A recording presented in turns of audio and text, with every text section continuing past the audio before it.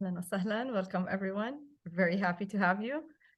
We'll give it a couple of minutes until everybody joins. We still have a lot of people joining.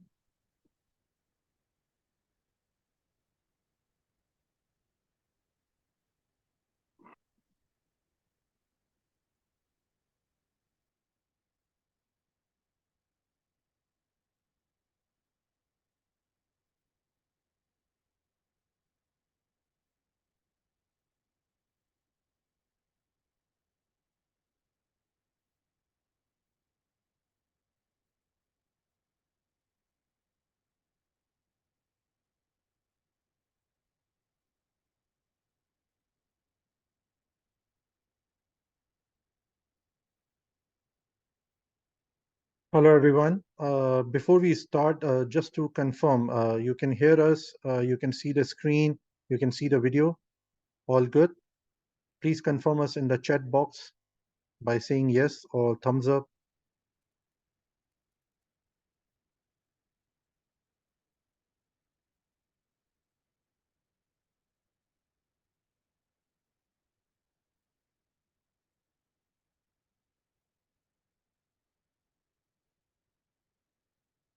Thank you for confirmation. Thank you. Inshallah, we'll start in 2 minutes. We are expecting few more attendees, and inshallah, within 2 minutes, we will start. Stay with us.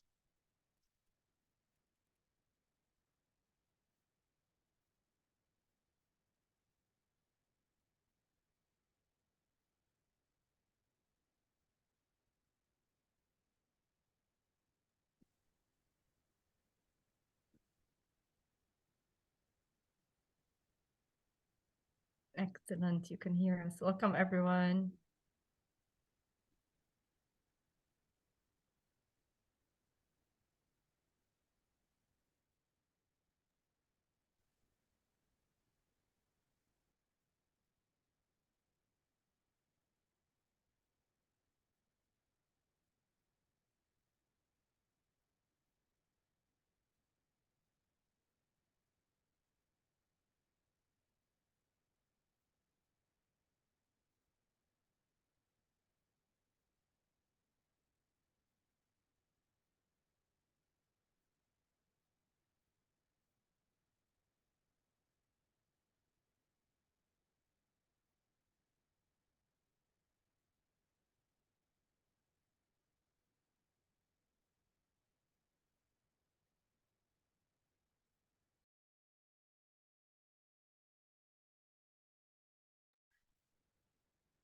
Maybe until we get started, if you can send us what background you are, you're an HR professional, you are looking to join HR, just so I know. My name is Hannah, so I'll be going through the technical part, the HR. So Imran will go through the whole detail, but if you can, in the meanwhile, if you can send us, it'll be great.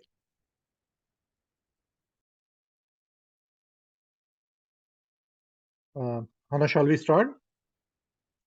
Yeah, Okay. we are ready. Hello, everyone. Thank you for joining Morgan International webinar. My name is Imran Adam. I'm a business manager of Morgan International Eastern Region. I'm with Morgan since 17 years. I'm a Pakistani national holding a bachelor degree from Pakistan, and then I did PHR, Professional in Human Resource, then HRBP, Human Resource Business Partner, and then finally SHRM CP. And currently I'm preparing for SHRM SCP. Hopefully achieve this as well. And I wish you best of luck to achieve the same in future as well. So let's start today's presentation. Hannah, can you change the slide, please? Sure. Okay, this is our agenda. Today, first we will do a brief introduction about Morgan International.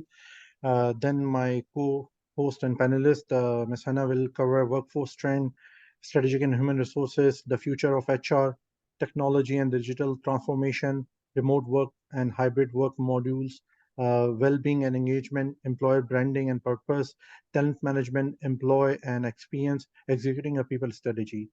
We'll cover all these topics in detail, and we'll try as much as possible to explain you, and you can get benefit from those explanations. Can you change slide, please? One more. Change the slide. Yep. Let's go to the next slide. Okay. So Morgan International, I'm not sure of if all of you are aware about Morgan International or no. Morgan International is one of the leading or pioneer training provider in the industry. We are in the industry almost now in 28 years. Back in 1995, our chairman and founder of the company, Mr. Fadi Ghani, he started with very small office in Lebanon, and he understand that there's a very huge demand for the certification and the education in the Middle East region, especially. And at that time, there was no major players or no much players who offer such certification. In fact, uh, uh, as per my research, Morgan International is the one who bring many certification, including HR certification in Middle East, Saudi Arabia, UAE, Bahrain. Prior to Morgan, no other organization used to offer such certification. We are have 350 certified instructor all around the world. We are offering the courses all around the world. We have 28 location all around the world, including Saudi Arabia, UAE, Canada, India, Kuwait, Qatar, and many other locations. And we are planning to expand as well. And hopefully, in near future, you will see some more new cities. We so far we produce more than 150 alumni. We are working with 500 and more organizations all around the world, and we are providing them our training services. Hannah, can you change the slide? Well, what we do, we provide professional certifications, we provide tailored workshops, we provide industry-specific workshops, we provide continuous professional education courses and programs, and we do soft skill workshop depend on the company need and demand. Many company have a different needs and demand, and based on their needs, we design the training program and we deliver to them. Can we change the slide, please? Well, this is our portfolio. Mainly, Morgan is master in HR and finance. If you see, we have more than 8 accounting and finance courses, which include CFA, Chartered Financial Analyst, CPA, Certified Public Accountant, CMA, CIA, FRM, Diploma in IFRS, ACCA, ACIA. They all are globally recognized certification, and obviously there's a huge demand for those certification in the local market and in the international market. Moving on, we have other certification in HR. Hannah, can you change the slide? In HR, which is, I'm sure it's your main interest, we are offering SHRM CP, which is Society of Human Resource Management Certified Professional, and Society of Human Resource Management SCP. Then we are offering ACHRM, which is Advanced Certification in Human Resource, and we are offering GRP. They are the HR certification. Hannah, can you change the slide? And in supply chain and logistics, we are offering CSCP, Certified Supply Chain Professional. And digital marketing, we are offering CDMP, which is Certified Digital Marketing Professional, or CDMS, or Digital Marketing Strategy and Digital Marketing Sales. Plus, we offer many short courses for digital marketing, depend on the client needs and demand. Can you change the slide, please? Well, this is the glimpse of our corporate network. They are few of our clients. We have more than 500 clients, but here we just name few which are globally recognized, or especially in the Middle East, like Saudi Aramco or KPMG or PwC or Mubadala or NAPCO or King Abdullah Economic City. So they are some of our clients who are already in contract with Morgan and getting Morgan services. Now can we change the slide? And at this point, I request my co-panelist to take over the presentation and start his part. Thank you, Anna. Thank you. Thank you, Imran. Welcome, everyone. I will introduce myself. First, we're very, very happy to have you here. My name is Hannah Ipses. I'm an HR director currently based in Toronto, Canada. I've been working in Canada for almost 5 years. I have over 20 plus years in HR. I stopped counting in HR. I started my career in the United States. I do have my master's degree from there and my bachelor. And then I worked in HRIS and in HR in the United States for a large insurance company for about 7 years. Then moved to Saudi Arabia. I do have a great experience for 3 years. I taught in universities in Jeddah. I lived in Jeddah and in Riyadh, and I worked for a large automotive company in Saudi Arabia for several years. Then moved to Kuwait as well. I was a head consultant for an telecom company. Then worked as an HR director for over 10 years in the Middle East region, based in Jordan, in Amman, Jordan. I have been teaching with Morgan, oh my God, I stopped counting, over 10 years probably. Or almost 10 years, I'm reaching to my 10 years with Morgan. I'm a SHRM SCP certified. I do have my CHRP license in Canada. I do have my PHR and my TOT. I've been teaching SHRM for almost, I think, 10 years so far. It's been a wonderful experience with Morgan. I love it every time.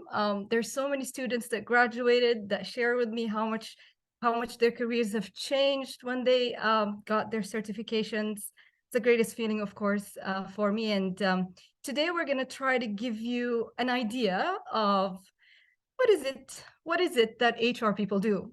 For all of you, if you're an HR professional, we'll give you a little bit more in depth. How does HR look like in today's time and age? With my age, I can tell you how it used to be and how it is right now. So I'll give you that idea so you can understand our generation, for all the Gen Z out there and Gen Alpha that are like, how our generation is looking at things and will be like, wow, where have we reached? And for all of you who are interested in HR, today will be a great opportunity for you to understand, what is HR? Why would I want to be interested in career in HR? For all the leaders that are non-HR who are joining us, also, you're going to get an idea what matters to people, what motivates people, how can we move people, what engage them. So that's what we will try to cover today. And I would like it to be as participative as possible. So if you have any comments, please send me, and I will make sure to read your comments out. We do have a large number of participants. It may be a little bit difficult until the end, until we do a voice participation. But we will try to make it as engaging as possible, and I hope you will enjoy our session. After I finish our presentation about do you believe organizations still need HR, we'll go through what does it take for you to be certified as SHRM, CP, SCP? What's the process? How would it change your life? We will answer you with any questions that you may have. We can also explain to you the experience the students go through. It's such a life-changing journey for sure. So we'll start with the poll. We'd like to hear your opinion. Do you believe that the organizations, they need HR or no? What is your belief? So I'm just gonna send you a poll. If you can just send us yes or no, do you believe? And if possible, you can send in the comments, what do you believe? Why? Why do we believe we need HR or we don't need HR anymore? Let us know. We'd like to hear from you. We'll cover all this today. Why we need, why we don't need. We might have some skepticals out here that are saying, no, we don't need HR. HR is no longer up to date, or no. So far from everybody, I have everyone saying, yes, we do need HR as organizations. HR still at the center stage of the workplace performance in any organization. I will try to cover that in this presentation to show you, and you're rightly so, because there's so many changes in today's world where HR has developed and progressed to help cope with all the changes in today's age and time, to manage and help and manage the workforce. Thank you. I'm receiving your comments. I'm starting to receive your comments about why you believe HR is important. I'll start with a quotation from Jim Collins, where Jim Collins, From Good to Great, the book. It's a wonderful book to read. I refer to it a lot. The model, I refer to it a lot, From Good to Great. If you recall, the main thing in From Good to Great is first the who, then the how. This is how much people matter. So Jim Collins says, great vision without great people is irrelevant. So even if you have the best vision in the world, that I want to reach to this top company, number one market share, if you don't have the right people who will help drive your results, you won't be able to get there. And that's where we come in as HR professionals. We come in to help understand what drives people to help manage this workforce to produce results. That's where we come in. That's our role. And as we all know, understanding people, even ourselves, understanding what goes on within ourselves, what goes on within our brain is something very complex. Do you know the human brain? There are over 60,000 thoughts that go through our brain daily. 60,000 thoughts. Of course, 90% of those thoughts are repetitive. However, think of it, if 90% of those thoughts are probably some negative thoughts, how can leaders, or how can HR in this organization help manage, keep employees motivated and keep employees driven towards achieving the results? The book name that we talked about, From Good to Great, that's the book. I'm receiving a question about that. So let's get started. First, before I get into what is HR, I don't know why it's not going further, the screen. Yeah, there we go. Before I get in, what is HR? I want to talk about what are the different changes that we are seeing in the workforce today. What are the different trends? And this is based on research, McKinsey research. This is based on Harvard Business Reviews. There's so many trends that are happening no matter where you are in the world, no matter where you are in the world. We're seeing these trends across the globe. The first trend that's changing is who does the work. It is shifting. You know, the 5 generations. You've got the traditionalists or the baby boomers who are kind of right now are exiting. And you've got Generation X, I'm considered, I think, with the age Generation X. You've got Generation Y that came about in the 80s, beginning 90s, Gen Z, then Alpha. Every generation, their needs are different. So what that means, we need to develop as HR practices with the generation that's coming and joining the workforce. The demographics in the workplace are becoming more diverse. Even like the whole globe is becoming more diverse. And when we talk about diverse, it's not necessarily only the seen traits, it's the diversity of thoughts and what people are more free-spirited. They express their opinions. So that creates a little bit of a different dynamic than what we are used to. Fairness and equity are taking center stage. DEI is diversity, equity, and inclusion efforts. You're noticing that across the globe, whatever country that you're in. It may be with different, I would say, levels and speed. Like diversity, equity, and inclusion in North America, in Europe, it's taking like a faster, probably, approach than other homogenous countries. In countries where there is immigration, you'll see it getting even further and faster because that concern is there. You want to make sure to accommodate for all the diverse thoughts. You want to make sure you're including everybody. The concept of what is work also is changing. What are we talking after the whole pandemic? Now we've got the technology has caught up with us so fast that we have to help our employees cope with that change. It's a major change. We probably, with all the new generation, they grew up with technology, but with the kind of older generation, it's tough seeing all this technology and how to cope with it. Working smart versus working hard is becoming a trend. People are working smarter, not necessarily long hours. This long hour, 8-hour day is kind of diminishing from a lot of workplaces and a lot of advanced workplaces and progressive workplaces. It's diminishing. Career paths are changing. Purpose-driven work is increasing. So would this affect how, I want you to also send me how you believe these trends affect us as HR. I'll give you one example. 10 years ago or 15 years ago, probably, or 10, our IT director in one of the companies that I worked in would have security. You can't access any of the social media sites, nothing, everything is blocked. Now, whatever he or she does, anybody can pick up their phone and access that. So the policy has to change.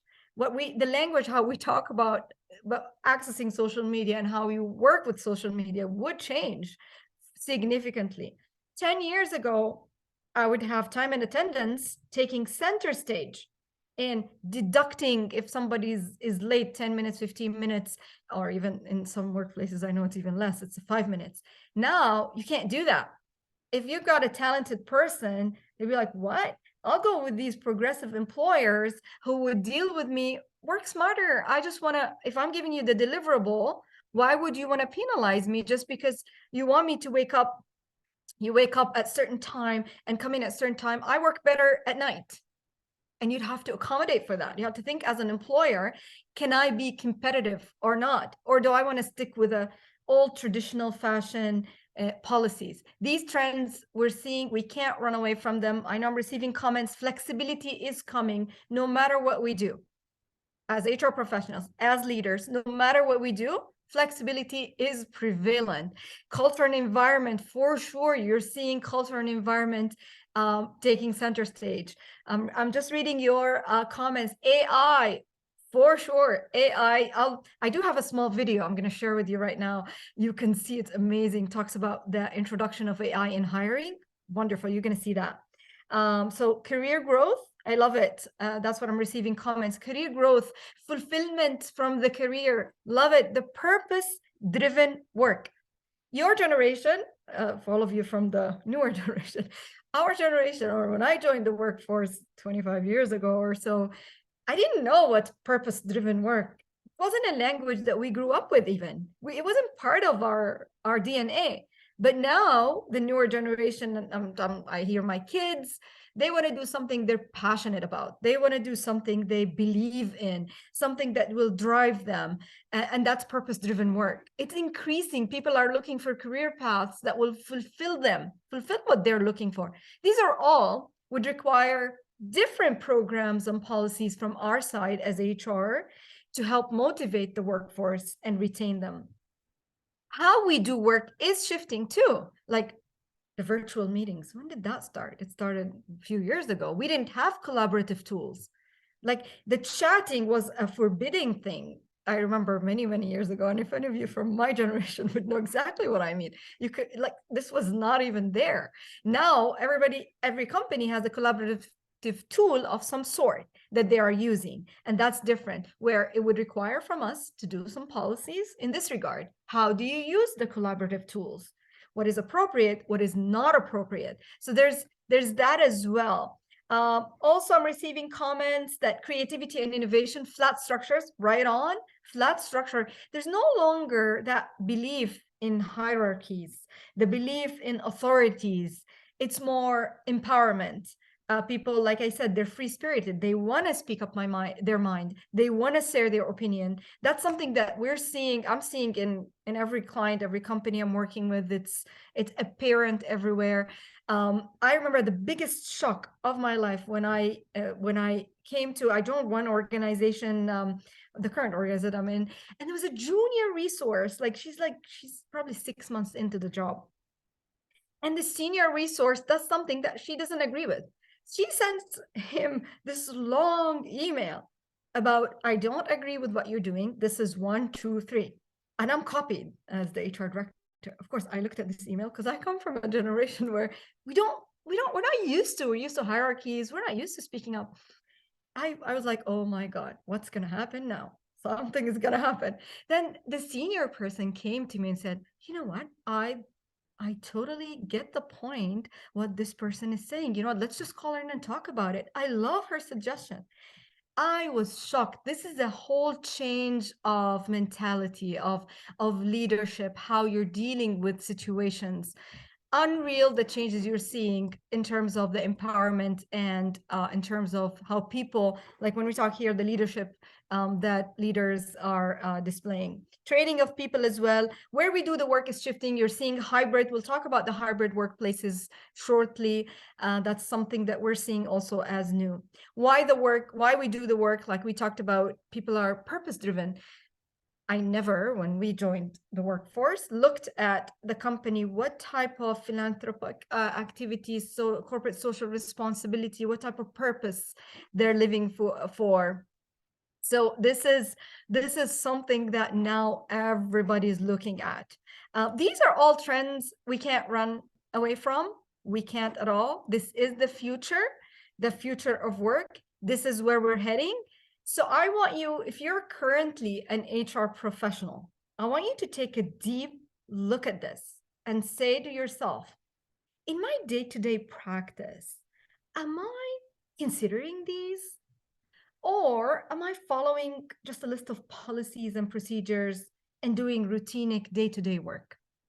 What am I? Am I considering? Am I producing or submitting to my leader programs, policies that will help motivate and engage individuals to manage the workforce related to these trends or not? This leads me, when you ask yourself that question, this leads me to the next slide, which is, you want to ask yourself, if you're currently a practicing HR, do I practice strategic human resources or operational? What do we mean by strategic human resources? Let's just define, what does HR do? Or when we talk about strategic human resources or HR in general, we help come up with processes, with programs to help organizations manage their workforce, their employees, their people, to achieve their results. This is what we do. We help come up with programs, policies, procedures to help the organizations better manage their workforce. Watch how I put better. We're not accountable for managing the workforce. The leadership of the company is accountable for managing their workforce. The leadership of the company is accountable for performance, for results, for output. We are part of the cycle. And how we do things as HR professionals in terms of value add proposals, value add programs to help companies achieve their business strategies and motivate people to achieve their goals, that's how much weight we will have in any organization. If we're spending our time on transactional HR, let's think twice. You don't want to do that. You don't want to be spending your time fully, and it's very easy to get sucked in. I know, I have over 25 years. I've managed hundreds of HR resources. So I understand how difficult it is when you get stuck in the administrative procedures of HR, because there's repetition and there's always employees asking for things. You have to step back. Always you have to step back and ask yourself, what strategic HR initiatives I am focusing on? Look at your organizations. What strategic human resources initiatives, which we will cover shortly. The third thing I didn't cover as well, our main role is to attract and retain the best talent to help our organization better achieve their goals. And we'll talk about this in details shortly. All right. This is a research that SHRM has done to us. They asked about 2,000 HR professionals, and they asked them about what they believe the importance of their HR departments in their organizations. 83% of respondents agreed that they were relied upon by senior leaders to help navigate new situations or practices. So if you find yourself in the 83%, you're on the right track. If you're in the 17% where your leaders are managing new situations and on their own without referring to you to help them and advise them, think twice. Think, what is happening? Why aren't I being considered? Am I just not up to date with these trends? Am I not adding value with my stakeholders? You want to think of that, because that's the 17%. Let's talk about the second one. 73% of these HR respondents that they answered agreed that their HR department was recognized by senior leaders as crucial to the business function. This means we still have headway to go. There's what is it, 27%? Because most likely in these organizations, the HR professional is not yet finding the right formula to focus on those strategic HR programs and tasks, which we will cover shortly. All right, let me go through what is the difference between strategic and operational HR. And you can send me if you want some examples, what you believe is an operational HR task. Let's start with operational HR tasks. Who can just send me certain examples of operational HR tasks, not strategic? So let me start here until you send me the examples.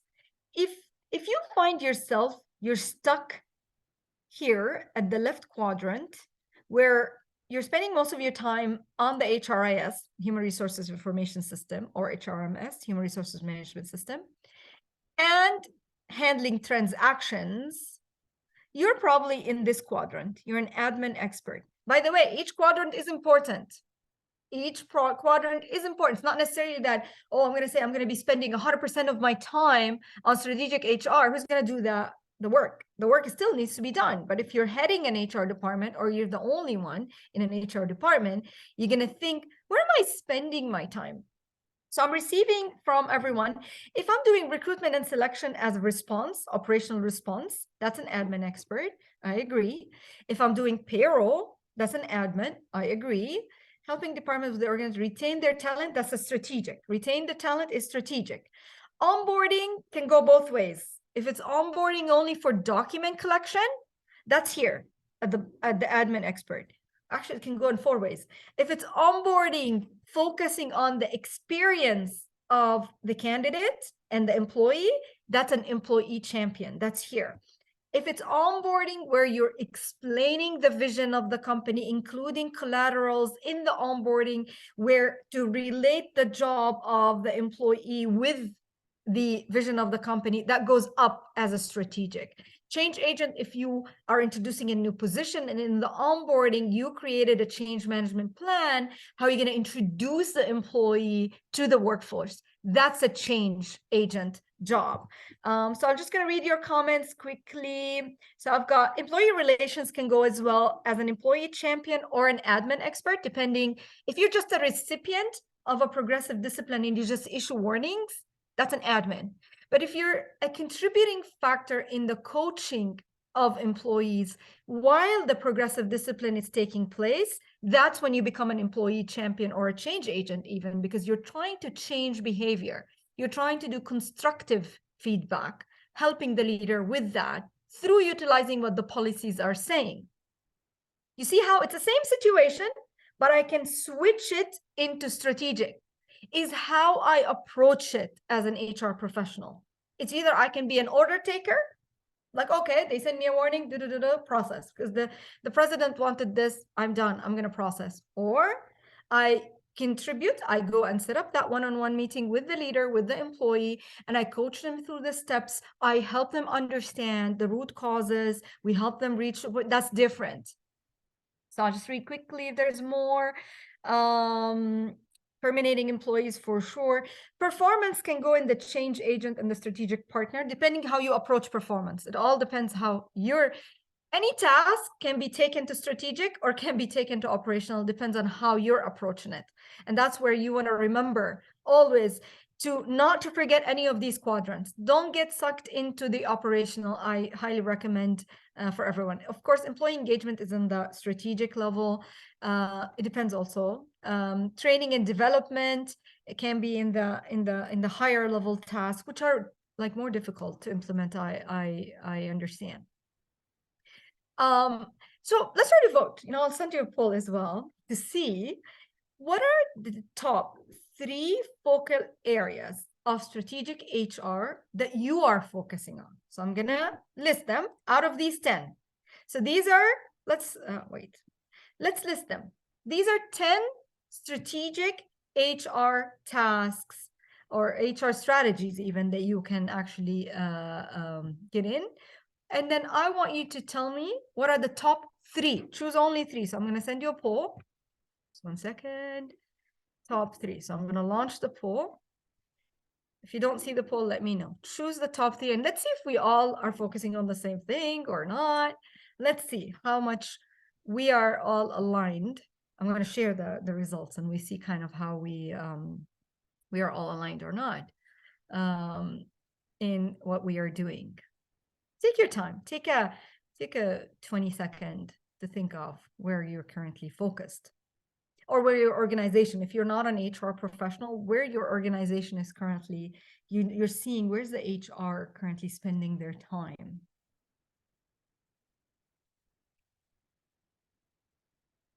So I'll wait. It's taking people time. See if I skipped any of if I'm skipping any of the comments, just because I won't have, but I'll try. Aligning HR with the vision is correct, is a very strategic task. This would be the highest. Whoever wrote that, it's when you're really making sure your people strategy is aligned and you can connect it. That's a very, very high level strategic task that you can spend your time on, and it takes time. So don't kind of blame yourself saying, oh, why don't I do that, or why don't I spend my time doing all these strategic HR tasks? Is that it takes time. It takes time for everybody. So I'm going to end the poll, though not like whoever. Oh, I still have people answering. Just give me 1 second. I still have people answering, so we'll get we're getting some major things that people are spending their time on, which is good. Like some commonalities among the group. And I do have from that research what the 2000 HR professionals said they are spending their time. It's the next slide, but let's first see what our focus is on, and whether it matches kind of that research, what people are spending their time on, HR professionals across the world. So I'm going to end the poll. Amy, just share results. Do you see the results?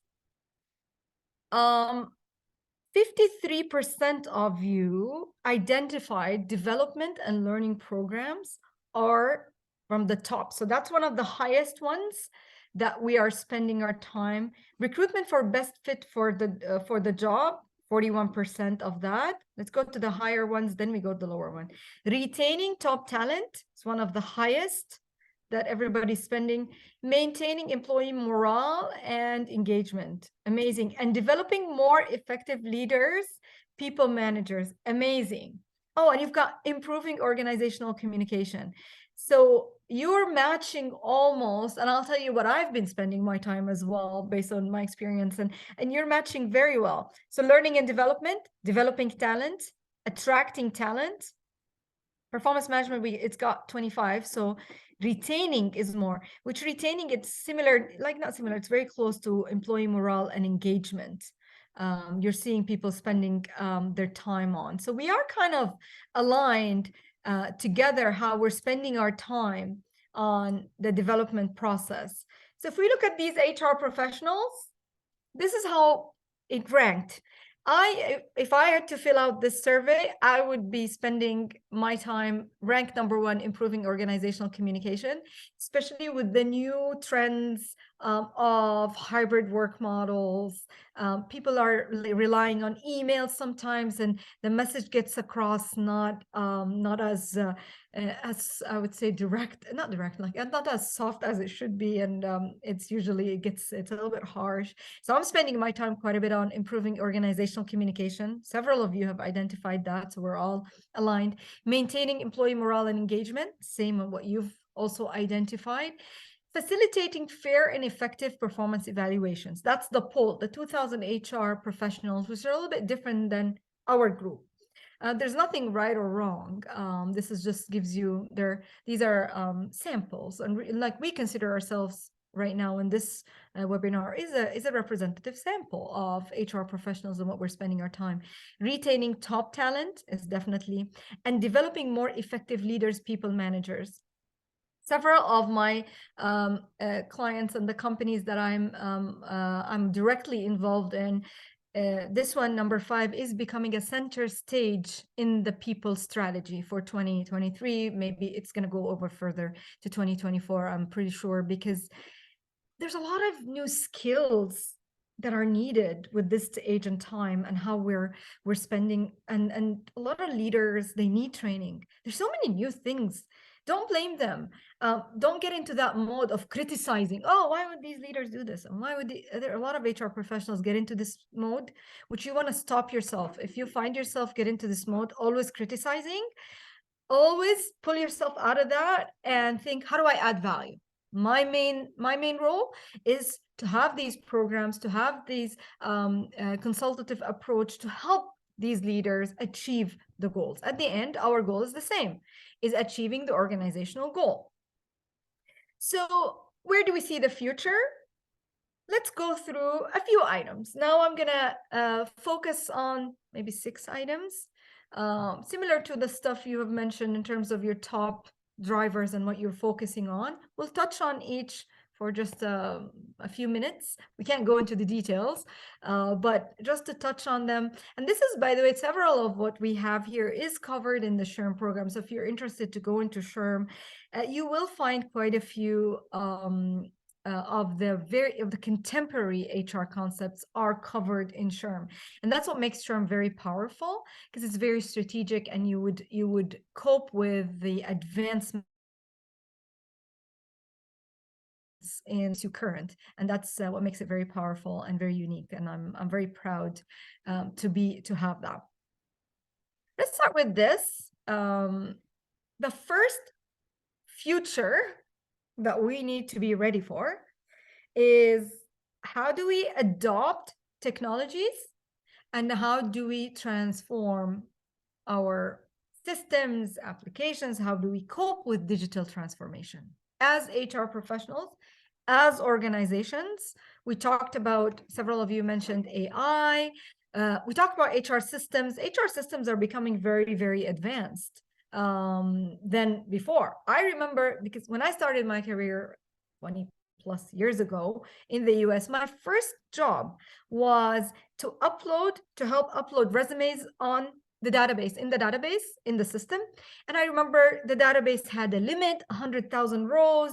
And if you would upload, and it's so slow, the applications were running on my computer. I'm a management information system major, so I know how it is the 3-tier, we call them 3-tier. And then we moved into 2-tier. That was like kind of 18 years ago or 20 years ago in the organization I was in. And it was, wow, we're moving to a web app. Now it's like the cloud computing is allowing us to process data in no time. This is such an advantage. If you were in that previous time and this time, you'll know the difference. But if you've just grown up with the technology, you wouldn't feel that there's a difference. But for me, it's a huge difference. This era of big data, of being able to save these images. Remember, we didn't have that. We weren't like, saving images it would slow down the databases. I'm receiving comments from you. The employee self-service, the mobile apps, oof, so strong. ATS, applicant tracking systems, are becoming advanced. And like, I remember when we used to parse the resume, when the resume gets in, what is it called? OCR, optical character recognition. I remember it till this moment. And when we would upload this tool, and it would like parse the resume text all in the wrong places. Now it's like all seamless. And these are things that you would find that are very, very interesting in technology. So I'm going to play this video. I hope you can like, everybody's like the metaverse, everybody's internet is strong, so you can hear this. And then let me just 1 second, and you tell me if you can't see it. Let me know. 1 second. If you can't see it, I'm starting. Let me know. Can you see it? I just want, just for the sharing, I just want to make sure. Do you see the presentation, the video, or no? You're still seeing the PowerPoint. Let me know. Hello, my name is Vera, and I'm a robot. And what's your name? Hi, my name is Jason Bellini. This is Vera, a robot that does job interviews. Okay, so let me stop. You can't see it. Just 1 second. Let me stop the share. I'm going to share my screen so you can see the video. I'm going to share the video. I'm going to share my full screen, and this way you can see the video. Okay, you can see it right now before I can play the video. You can see it? Somebody can send me yes, so I know. Yes, you can see it. Okay. Yes, and we can see. Perfect. And you can hear the sound? Yes. Perfect. What are the 3 top important tips for a salesperson? She's done 10,000 of them and counting. Congratulations. We chose you as one of the best candidates for a sales representative. What looks like the future is already a reality. Hiring is undergoing a revolution. Almost all Fortune 500 companies now use some form of automation. She keeps winking at me and then rolling her eyes at me. But many companies are also trying to look under the hood of job applicants and assess them in completely new ways. You're quantifying human behavior, human expressions, human voices, turning that into data. We're now using artificial intelligence to help companies find the very best talent. And most likely you were being analyzed by an algorithm. How does that make you feel? I feel like that would blindside me entirely. Experts call the proliferation of artificial intelligence, machine learning, and data science tools the Wild West of hiring. Critics, and even some hiring managers themselves, say they're concerned about these tools' potential for bias. They raise issues like fairness, transparency, and accuracy. So has the government taken a look at these algorithms to figure out whether they are within the law? Not yet. Thank you for an interesting dialogue. Have a nice day. Thanks. You have a nice day too, wherever you are. Fingers crossed. To whom it may concern. When I came to Canada, I wasn't able to find a job with the prior.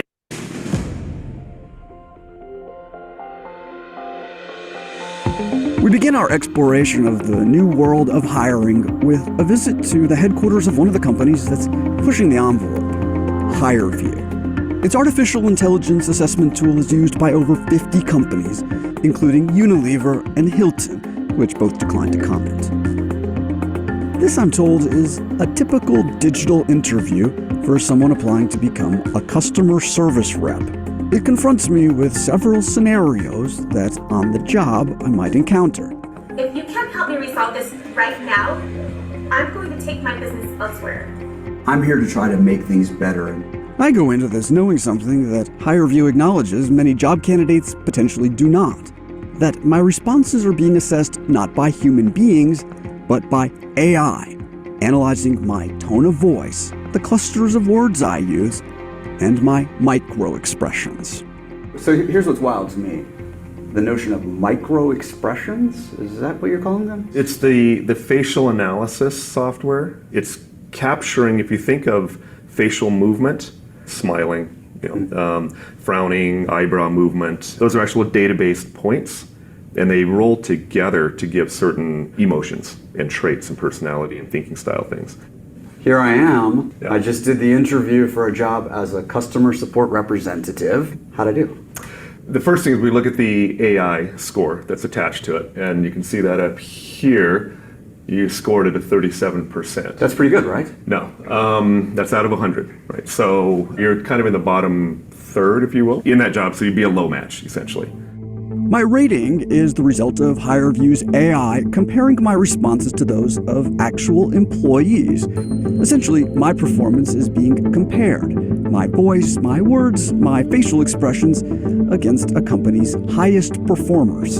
So you think if an employer were to see that number, would I be written off most likely? Would it be filtered out of the process completely? No, absolutely not, actually. What we would recommend is that the candidates could be rank ordered by that, but they still go and look at the different videos. So you're telling me that everybody who goes through this, they get seen by someone?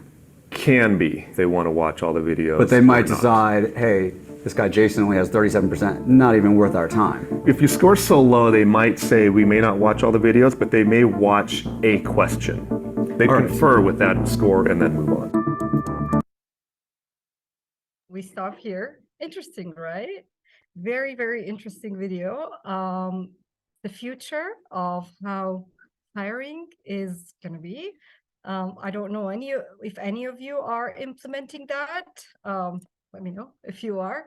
I'll be very, very interested to know how your experience is to implement that AI in hiring. We're not there yet, I guess, as organizations, but this is the future. And probably several organizations, according to this video, several organizations are implementing that already. Very, very interesting in terms of the technology. Navigating remote work and hybrid. a hybrid, and like I've just before we move, because I'm getting comments, there should be always a human sense when it comes to emotional intelligence. It's correct. It's I'm getting comments, very scary and very interesting. It is. And if you continue the video, due to the sake of time, I couldn't continue. There's a lot of questions about bias. Is there bias? How is this technology gonna know the skills, and is there bias in the programming algorithm that was programmed for this robot to be able to identify that this person is a dequalified person? Think of the people who go on social media and how they can kind of come and pretend that they're a persona, but they're not. So could it be that if my personality does not meet certain profiles, and I'm an introvert, for example, I'm not able to express myself properly, somebody can argue the other way. And I have a lot of HR professionals can argue the other way. If somebody can present themselves well in an interview, they can manage workplace situations. That's also another way. So we can argue about that, I think, forever. But it's quite interesting, the technology and where we're going, and this is the future. Navigating remote work and hybrid models, definitely also this is the future. Flexibility policies are getting introduced in all organizations. In almost every client that I work with, every company that I'm working with, they're introducing flex work, flex time, everything, because that's how you can maintain talent. You can attract this talent. A lot of people don't believe that I have to be stuck at a desk from 8 a.m., especially after the pandemic proved for us that we can do the work as human beings, and organizations understand that. So a lot of organizations who want to attract talent are moving more towards work-life balance, initiatives. Right to disconnect, that's a law that was passed in Europe, in Canada, that every employee has the right to disconnect their technological devices, computers, phones, at the end of the working day. So that's something that was introduced as a law. It's not even a policy. It's a law that was introduced. Accountability and performance. There's a different way how you're gonna start address accountability and performance for hybrid work models, because you're not seeing the employee. They're at home. You're going to have to introduce more metrics, because you want to maintain equity too. It's not like whoever is working from home can go under the radar. You want to make sure there's those metrics, and that the metrics are equitable, fair among the different people who are doing hybrid, or who are doing working from the office versus the people who are doing working from home. Communication issues would arise. So that's why you saw majority of the HR professionals are spending their time about improving organizational communication. It's a problem. It becomes a problem, because when you see somebody face to face, there's that body language, and it's easier to communicate than if you're communicating over a medium. That just creates all sorts of misunderstanding in how the language was written, the cultural differences, the cultural nuances. Mental health becomes an issue as well, because some people, if they don't socialize much, it's going to be a problem for them. Virtual teams, how do people deal with each other? According to the workplace study that SHRM has done, they're telling you that remote work or hybrid models, they're more effective. Companies are more effective than traditional workplaces in attracting and retaining talent and engaging people. So I'm seeing a lot of companies are having a mix, and they're flex. That's what I'm seeing in the majority of what the organizations are doing. Another question you want to ask yourself: does your organization ensure employee well-being? Think of yourself. Does your organization ensure your well-being and engagement? Are they looked after, or you don't believe so? Think of that. Ask yourself that question. Do we believe that it is? Let's launch that question. Let's see how many of us we believe that we are being looked after or not, because whatever applies for you most likely is happening with the employees in your company. Most likely is happening to other people that you know, and it's not a lot of organizations are looking after the well-being and the engagement of their team members, and rightly so. From the answers that you're sending, And now I'll just wait a little bit until I get all the answers. I do have almost more than 30% or 32% of you, the representative sample in this webinar, is saying no, where our engagement and well-being is not being looked after. So that's a significant percentage. So think of it, if you have the same percentage in your company and your employees are not feeling that they're being looked after in terms of their well-being and their engagement, what's going to happen for that talent? They may leave you, they're not going to be engaged, they're not going to be fully vested in performance in the company. So there's a big difference between engagement and well-being. I can just go through it very briefly, shortly. Engaged employees are employees who are willing to stay in this organization for the longer term. They're more engaged in the vision and the goals of this organization. That's an engaged employee. They believe there's a win-win situation in terms of what I believe as an individual, that's my aspirations and my goals, versus what the company's goals are. So there's alignment.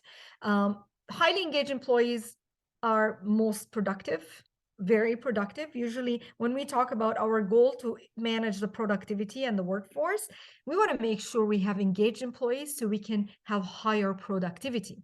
Well-being, when the organization takes care of my emotional, physical, financial well-being, that I'm well taken care of. So an employee that has a higher well-being, so a work-life balance would be a well-being policy. Some compensation initiatives would be a well-being. Offering certain perks for the employee is a well-being environment. Asking about their personal lives and what's happening in their personal life is a well-being. Recognition can go both ways. Can increase engagement, but also it's also can increase well-being as well. Engaged employees, they feel they're valuable, they're important. Thank you for the comments. Their importance to the company future. That's an engaged employee. So when we talk about engagement, usually there are several strategies we can really follow as an organization. The main one, in my opinion, if you have engaging leaders, the leaders will drive engaged workforce if they're engaged. If your leaders in your organization are not engaged, trust me, it will cascade down. Your team will not be engaged as well.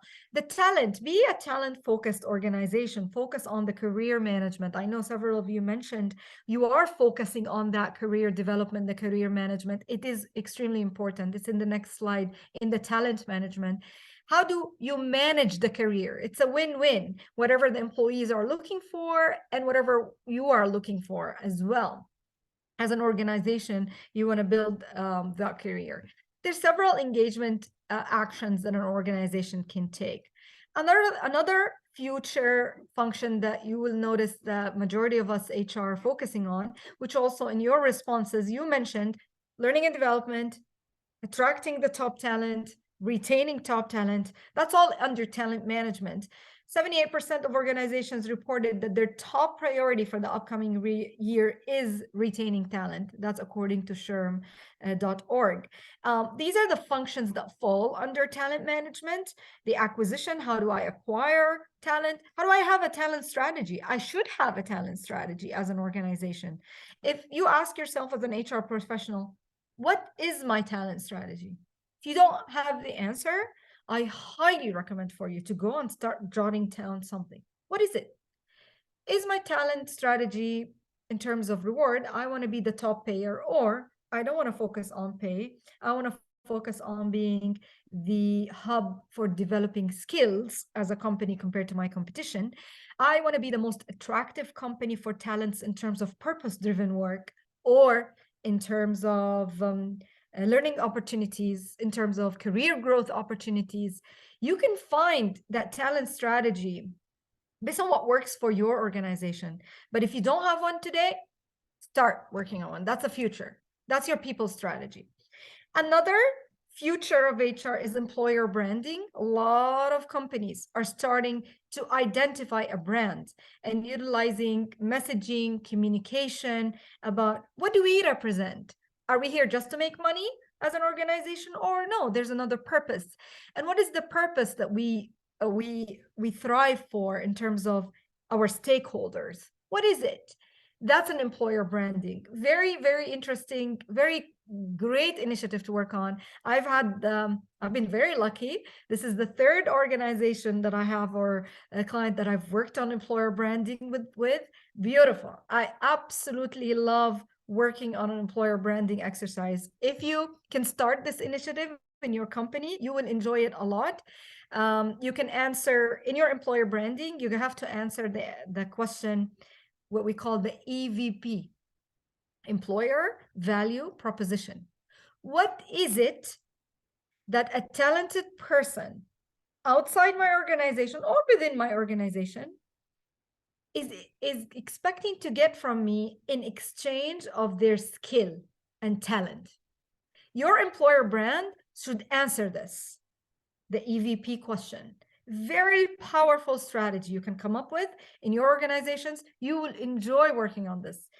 It's a fun future of HR strategy. Your leaders will be engaged in this exercise, but that's the future. If you have not worked on these, in any of these that I've mentioned, the digital transformation, the AI, the HRISs, hybrid work models, and then the communication policies, the flexibility, the talent management, how to attract, retain, employee engagement initiatives. If you've not been working on these, you're missing out, because that's the future. That's what all the HR people, the majority of HR people are spending their time on. Employee experience. We are spending a lot of our time on managing the experience of the employee and making it unique through our leaders, through the candidate journeys, how to design emotional touch points, and like very, very unique candidate experience. Onboarding, like I mentioned, onboarding, these are things, buddy system, how to have certain buddies in the company to help introduce the employees to the workplace, mentorship programs, check-ins, inclusion initiatives. There's so many things you can work on that will help improve your employee experience and also improve their engagement.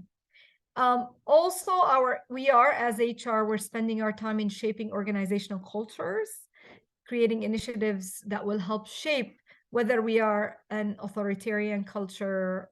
I'm hoping we're moving away from that we're moving away from authority, hierarchical cultures. We're moving away. A lot of organizations are moving away from that and moving to other types of cultures. Even role-based mechanistic cultures, a lot of organizations are moving away from that. Yeah, I'm getting a comment. It depends on the type of company, for sure. Like tech company will be different. Like for example, a tech company may focus on creative advocacy, or maybe a high performance, market driven. Clan participative cultures, for cultures where you need that high collaboration among the people, learning culture. In more operations wise, you'll get people that are spending on authoritarian, like you get cultures that are a little bit more mechanistic and authoritarian. We can shape all this. Now, last but not least, before we go into the certification, I want to go and move towards the certification. I just want to remind you of some steps before you go through developing your people strategy. Please, very, very important, engage in an exercise where you know your company goals. You analyze your company goals. Meet with your stakeholders. Don't assume that you know what's the HR strategy because you're an HR professional. It does not work. Every company is different. Every company has different needs, different circumstances, because the combination of things and initiatives that have been done through the history of that company would determine what they need. So identify, forecast the future needs, determine what resources, what type of talent is needed, because your strategy would be mostly related to talent. Come up with your objectives. Always, and that's an advice I'll give it to everybody. Pivot. That's a word you want to remember. Pivot, change. There's no harm in saying, we tried this, it did not work. Let me try something else. Because this is people. People are intangible. You can't understand them. Sometimes maybe you didn't know at the time, and now you know something different that you can pivot and you can change. These are all things that you want to kind of pay attention for. If we want to look at HR strategies and people strategies, if you notice, the example or in the poll here of those 2,000 HR professionals, 81% they have this train people managers on their roles in supporting organization talent management strategy as a major people strategy. 81% of the people. 77% of the participants, they talk about improving soft skills, empathy, compassion, communication. What else do we have that got? 78% they're experiencing growth, increased headcount. So these are different strategies that people can follow. In conclusion, just let's remind ourselves about what is it the value we add as HR professionals to the organizations to help the organization better manage their workforce. We can help improve employee performance. We can help develop the workforce for better productivity. We can help in shaping the organization culture for creating a positive work environment. We can help in reducing turnover by having engaged employees and happy employees. And also we help in the increasing productivity to help the companies achieve their goals. Those are the ultimate goals and value add. So if your stakeholders are not looking at your department that it's helping in this, revisit your strategy, revisit and pivot and come up with something new. Last but not least, before we go for the certification, explain it like overview. Do you have any questions for me? Any questions about the topic? Anything you would have liked to see that I could touch on? Let me know. I hope now you understand more the role of HR and the future of HR after you've gone through this presentation. And what are the areas us as HR professionals and you are as well, because you mentioned you're focusing on those similar initiatives, people strategies. These are things that will help shape the future, that will help get the organizations to the places they want to get to. Keep sending me the questions as we go. So I'm going to move to the certification portion. So 92% of the HR executives agree that it is very important for HR professionals to be SHRM certified in the future. I can tell you 100%. I see a difference a night and day in the team members that join my team, that I work with in different organizations, the certified ones versus the non-certified ones. Learning never stops. The learning journey, the more you read, the more you acquire knowledge, the more your output will be enriched, the more your recommendations in the organization will be taken very seriously because they're coming out of science. SHRM, I'll talk about the value of SHRM certification. If I'm a SHRM certified, it demonstrates first my credibility, that I'm current in my skills, I'm current in my knowledge. I have a comment from one student, like one SHRM CP here in the participants. She's like, SHRM CP is the best thing I did in my career. Same thing for me. I would say it over and over because also I'm lucky. I teach it.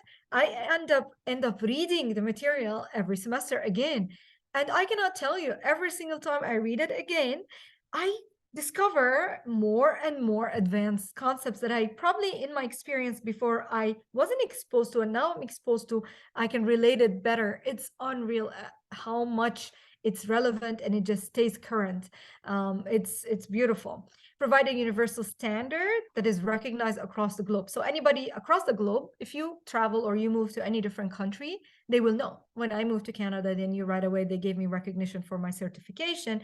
And I was able to bridge it and took the exam for my license here in Canada. Very easy. It gave me that base. Delivers on opportunities to learn practical skills. And I cannot tell you how much value this is. Demonstrate your HR expertise, because if you're talking out of science and out of being certified, it's mainly it's credibility. Somebody who studied. I love it. I'm receiving comments from people saying that they have it as part of their plan. So it increases your likelihood to find a job. Your organization would benefit quite a bit as well. So I'm hoping that your organizations would also see the value for you to be certified, because you will be able to implement all these advanced HR initiatives in your workplaces. What is it to take? Shall I take SHRM CP or SHRM SCP? It depends. It depends on how advanced you are in your HR experience. And we'll talk right now about the difference between the two, the SHRM CP and the SHRM SCP. The material, you go through the same learning system, but with the difference in the depth of how much you can handle strategic HR situations. This SHRM is the first ever behavioral competency-based certification, and I'll explain to you what that means. It is so powerful in terms of competencies development. I'm getting also more comments because we do have quite a few SHRM certified in this group. SHRM is really a great value and added a lot to my career knowledge and experience. I do have also a comment. We're facing a challenge, 2020s, and are focusing on being entrepreneurs. Like some people are being entrepreneurs, but the SHRM would also help with that. Because if you develop your competency level, you'll be able to manage people and understand the power of how to manage the people and get performance out of them. The SHRM body of applied skills and knowledge. This is the curriculum, what it's based on. It's the foundation of this are competencies. We spend several lectures, and in the curriculum, there's several modules that help you build your competency level. Because in this time and age, in the information age, the technicality of HR, we'll talk about the organization, workplace, and people. This is a technical knowledge. The way you can apply it is how advanced in your competency you are. If you're advanced in your competence level, and how much you know how to apply, you'll be able to achieve the outcome. But if you don't have the competency, you won't. So that's that. Success comes not only from what you know, which is knowledge, but also what you do from your behaviors. And that's why it is so important that we do that. This is the curriculum. Let me go through the curriculum quickly with you. The technical competency, they are comprised of 3 modules: people, workplace, organization. For every chapter in this module, there's a lecture usually. So HR strategy, talent acquisition, employee engagement. Some of them we have 2 lectures. It depends. Total rewards, learning and development. In workplace issues, managing a global workforce, risk management. If you're not working in the US, you're not going to take this one, the US employment law. It does not apply in your exam. Corporate social responsibility. For organization, structure of the HR function, organizational effectiveness and development, workforce management, technology management, and employee labor relations. I can't describe enough how relevant the technical know-how that you get from these technical topics. Now, on the other side, the behavioral competencies, usually we start with the behavioral competencies modules. We cover these 9 competencies: navigation, leadership and navigation, ethical practice, diversity, equity, and inclusion, communication, relationship management, global mindset, business acumen, consultation, analytical aptitude. I started applying the SHRM competency model, behavioral competency model, on evaluating my own performance, how advanced I am in each of these competencies, how advanced I am in applying these competencies to real life work situations. That's the power of this. It gives you, in the curriculum, we teach you the knowledge behind each one of these competencies. So as you study and how to apply them, you start applying them based on a scientific approach. You'll be realizing, oh, I do this all the time. Like there's a science, there's a behavioral science behind it. That's why there's psychology and there's soft skills and there's and every one of these competencies, they have science behind them. So which one is right for you? The CP is for individuals that perform general HR related duties, or for those pursuing an HR career. The SCP, which is the Senior Certified Professional, is designed to assess your competency level for how to engage in tasks that are strategic level.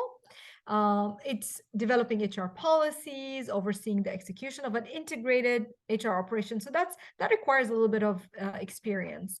You do need at least 3 years to be performing strategic HR duties in order for you to, you don't have to be in HR, but you can be working with HR related activities, and this will be determined through your center, whether you qualify or you don't qualify for the SCP. How can you maintain your active status? You can recertify.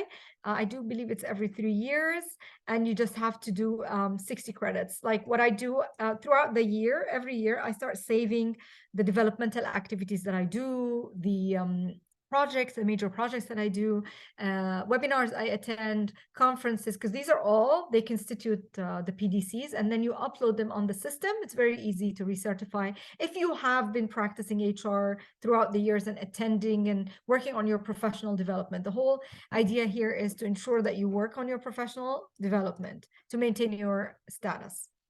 The modules, they take almost an equal weight in the exam. When you want to take the certification exam, 50% or 40% of the exam are situational items. So it's a case. So-and-so employee was found, for example, there's a higher level of resignations in this company. An employee was interviewed and there was an exit interview. I'm giving you an example. And the following was found out by the HR director. The HR director met with the CEO. They talked about this. They identified reasons, and there's like usually a paragraph, and then there's a multiple choice questions about the paragraph. And in these multiple choice questions, we're testing how much you can apply the knowledge you have studied to find the best solution or the best approach to take given the situation, because that's how you are faced at work. You're faced with situations, and how experienced you are as an HR professional is how you can apply that in the workplace. 50% is just purely knowledge. What is employee turnover? Is it this, or this, or this? That's a knowledge item. And there's several of them that are easy, not very difficult at all. Once you go through the curriculum, you'll see how lovely the exams questions are and how much it tests your knowledge and it keeps you challenged. The exam is 4 hours, 134 multiple choice questions. What else? For both, it's the same, CP and SCP. And the question types, like I mentioned, knowledge item questions versus situational judgment item questions. It's a combination between the two. The learning system, once you decide you want to go through the certification, the learning system is one of the top learning systems I have seen. Very easy to navigate. Even Morgan was awarded top 5 international education partners. It is such a powerful experience, powerful journey to go through the whole learning experience in terms of the lectures combined with the flashcards, combined with the exams, combined with the pre-test, post-test, mock exams, reviews. We do all this together to help prep you for the exam, and I find a lot of the students, they find it enjoyable, they love it, they enjoy the whole experience. Attendance rates are almost 100%. I never have any absenteeism, hardly anything from the lectures. People enjoy participate because they're meeting other HR professionals and they're going through all this experience. They love it. The next course, we do have a course on September 5th starting. There are courses all over, and I'll leave it for Imran to go through if there are any questions related to the certifications, and there's the Arabic one on October 16th. Thank you, Anna. Thank you for very insightful information. I learned a lot today. Thank you very much. Well, those who are interested to join SHRM CP and SCP classes, we are offering live online course on Zoom, and we have 2 upcoming batch. Every year we launch 3 or 4 multiple badges we are offering on Zoom. Luckily now there is a new development by SHRM, especially for Middle East people, that they start offering SHRM exam and the SHRM courses in Arabic. This is something new which implemented recently.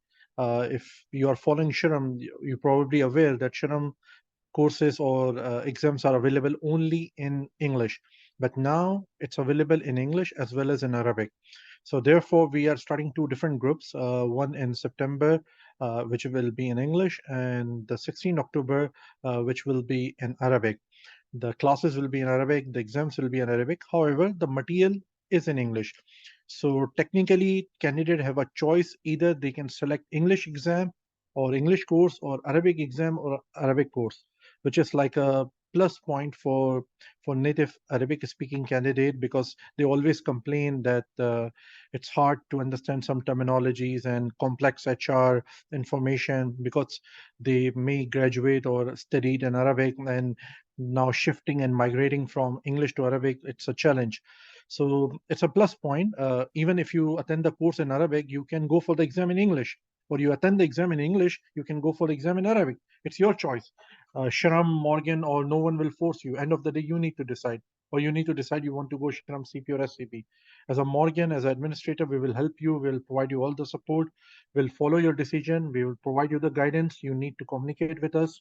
And of course, we have a very high profile instructor like Hannah and some other colleagues.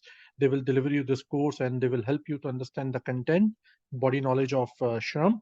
And time to time, we will provide you the guidance also, how to do the exam, scheduling, membership, Prometric, all the support will be provided by us. Plus, the best part is we are doing on Zoom. So you will get the videos, and you can watch beautiful videos from Hannah again and again on YouTube, and there's no limit for that. You can watch those videos and learn from those videos as much as you want. I think we don't have more slides, Hannah, right? So we can open the floor for Q&A. Yeah.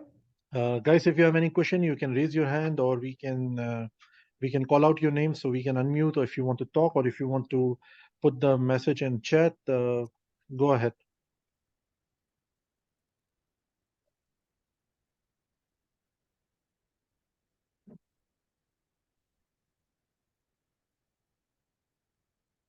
Alisa Jalabin, you raise your hand. You want to ask something? I just unmute you if you want to ask something.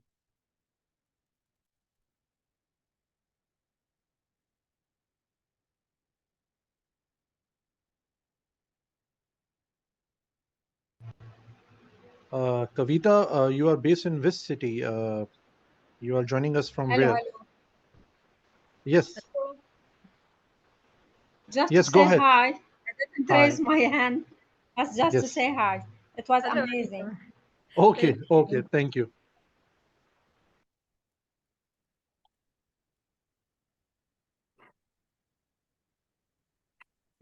Okay, Kavita, I'll pass on your information to our Dubai office, or you can call our Dubai office. We have a team in Dubai, and they can send you the brochure, and they can explain you all the details. Either you can just call them directly, or our numbers are available on Google, and on our Morgan website also. Just you visit www.morganintl.com, and by default at the bottom of the page you will see our Dubai office address and number. Otherwise, they will call you inshallah tomorrow. Otherwise, if you want to call, you can call them in morning. We have another We question. have Miss Rama. She want to ask something. Yeah. There's a question. Yes, Miss Rama. Hi, firstly, thank you so much for this insightful session. I have a small question. You mentioned at the start of the session that you worked in Canada and Europe, and you also have some work experience in the Middle East. So, what the differences you find in HR between these two both? And let's say, was SHRM a good thing to implement in both the, let's say, geographic areas, or it was hard? Thank you very much, Rama, for the question. Amazing question. The difference that I found, both, of course, it is very beneficial for both areas, because when I was working in the Middle East, I found, for example, diversity, equity, and inclusion. I found that certain competencies, we would apply them a little bit different based on the cultural backgrounds in the country. What's beautiful, SHRM explains to you in the competency module. You won't believe how wonderful it is in the global effectiveness module. What are the differences in the different cultures? And how would you understand the different communication styles? How would you apply a situation, how to respond to a certain situation in certain country versus another?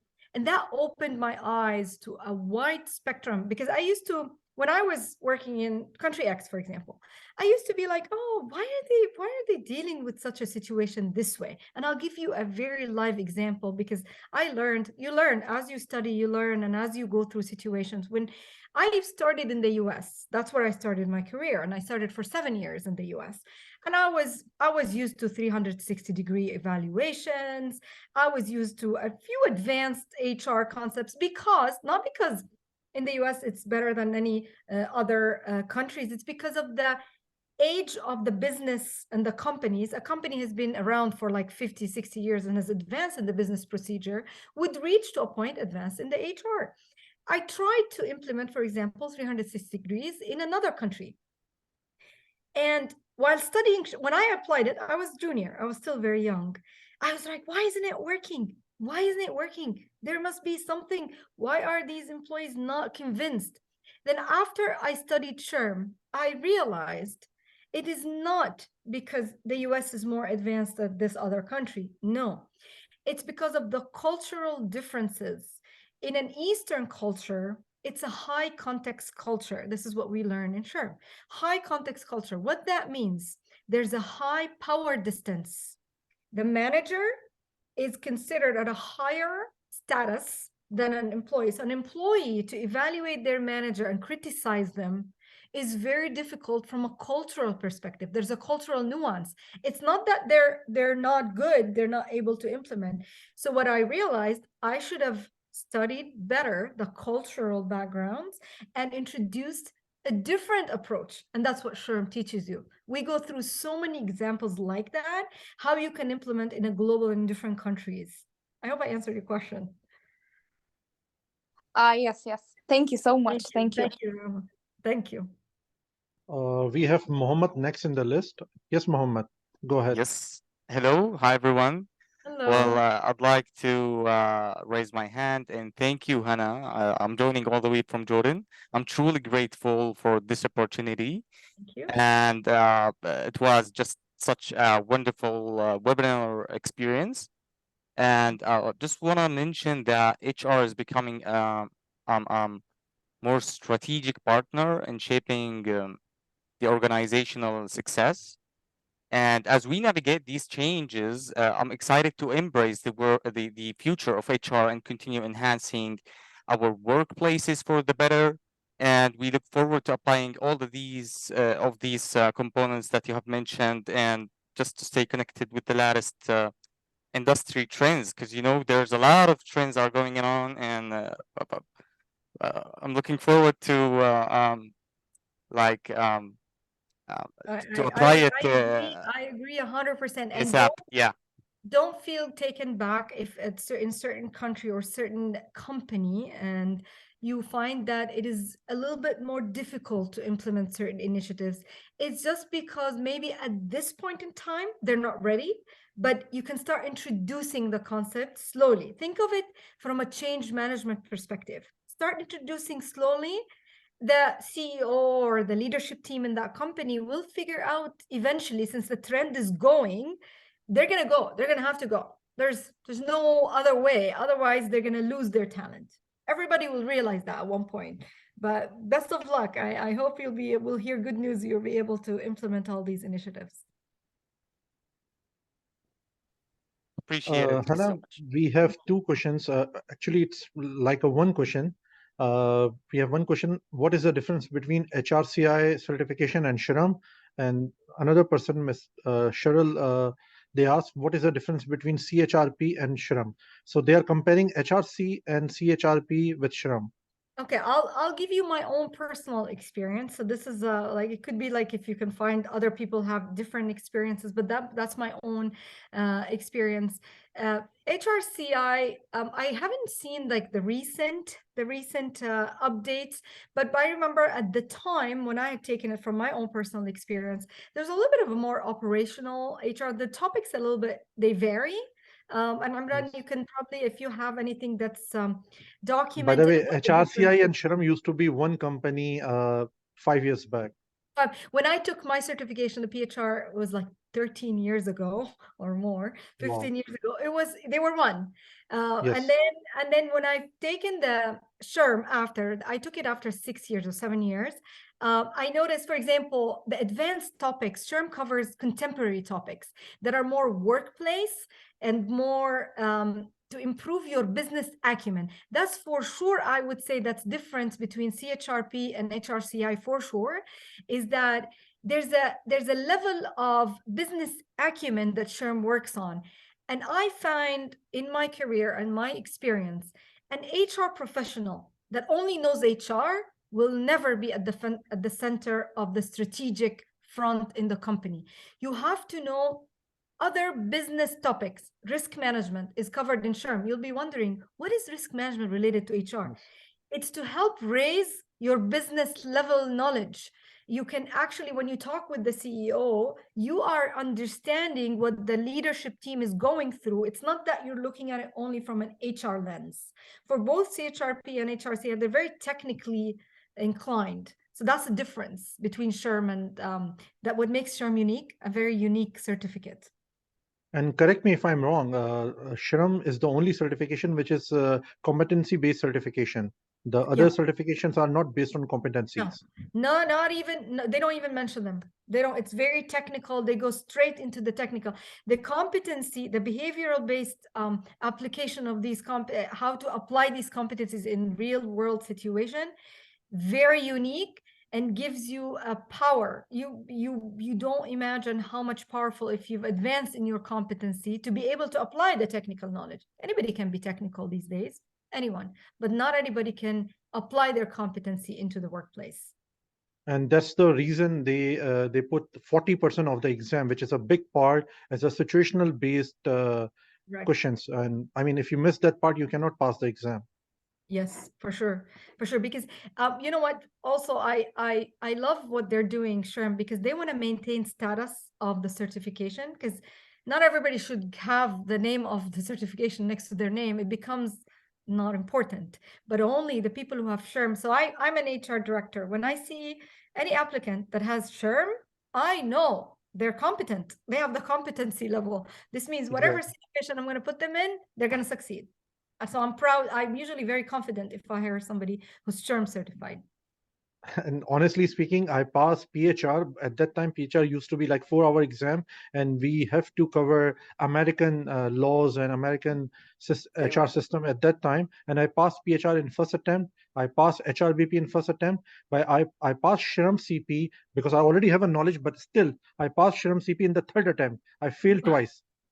Because passing the SHRM, it's not that easy. If you are holding the SHRM title, it's mean a lot. It means a lot. It's a status. It's a major status. Like I do have my my staff, my team here in Canada, all inquiring about that SHRM because it's a global status. It's an international status, global status across the world. And that's the probably reason the passing rate of SHRM is low compared to CIPD or CHRP or PHRI. And that's make SHRM more demandable and more unique, because not every other person can pass. Those who are holding the certification, it means they have a real knowledge about HR. Right. For sure. For sure. Any other question, guys? Anything which you would like to clarify? Any ideas? Anything you want to share with us? Please go ahead. We have Kavita. Yes, Kavita, go ahead.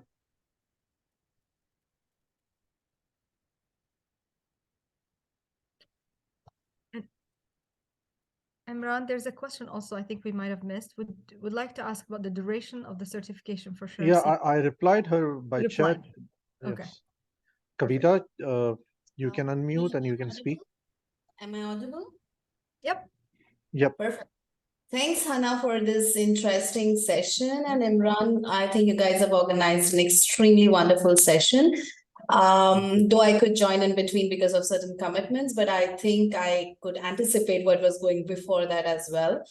So I have just one quick question for you. Probably you might have answered in your previous slide, which I might have missed, but then I just needed to know, like for this certification, when you mention the global workforce, does that mean that it also covers diversity and inclusion, analytical skills, and as well as, you know, strategical analysis in terms of when it comes for, the HR VP roles that might be there, who are basically involved in strategical discussions within the management in terms of any organization or business goals. So does this particular certification help us to understand the criticalities within these aspects and how we can implement, like during the classes, is that you guys help us to understand how we can implement those things within the life, when we are in the organization, and how can we get the better outcome of it? Yep, I can take that one. Even for SHRM curriculum, in the past 2 years, they've introduced diversity, equity, inclusion as a separate competency. That was an update that came to the curriculum across the world because they realized the importance of identifying this as a separate competency. If you notice in the competency module, the 9 competencies, now it's becoming, I can go back to it. It's becoming a separate one. Let me just go back to it so you can remind everybody. What we do, which slide? Yeah, here. What we do in our lectures, here, if you notice, diversity, equity, inclusion is a competency on its own, which means there's a lecture that's dedicated for this one, for this competency along, probably it just comes right after ethical practice. What we do, all our conversation during the lecture would be situations. For example, if I'm teaching that or any other instructor, we'd start talking about situations in the workplace that we are facing and how do we apply the knowledge. We go through our knowledge probably half an hour, 45 minutes or so. Then we start talking about situations. And then we come up with exercises. There are exercises that SHRM gives to us as instructors. We give you certain homeworks that you would solve on your own of a business situation, and how would you deal with it? Then we discuss the answers. The answers are provided from SHRM. SHRM comes up with these cases based on thousands of HR researchers who come up with the best approach. I can't use the word the right approach because there's nothing right or wrong here. It's our best judgment. And that's how it can help you shape the way you think. It's a way of thinking. The whole learning journey in SHRM, it helps you think like an advanced HR professional when you are faced with situations at work, because every situation is different.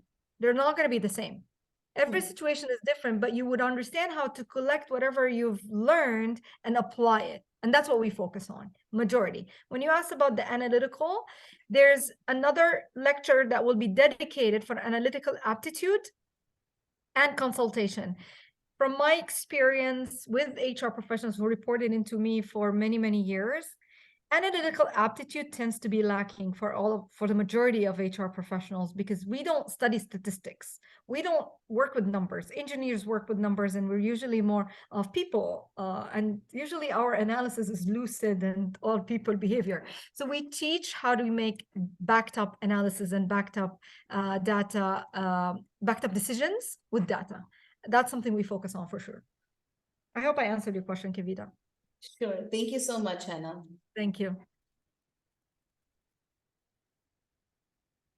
Any other question, guys? Anyone who want to participate or share their ideas or knowledge, please.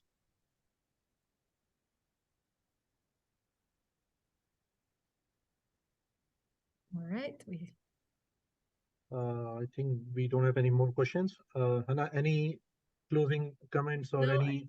I just want to thank everybody for the great participation. You're a wonderful group. I enjoyed the session with you for sure, and wish you all the best and best of luck with your journey, either your professional journey to advance into VP of HR or advanced professionals in HR.